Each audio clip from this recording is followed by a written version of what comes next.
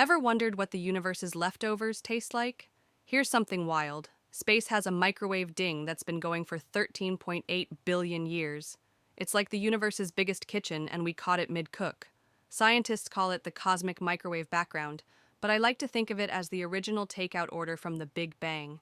Back when the universe was a hot, dense soup of particles, it was cooking at a whopping 10,000 degrees.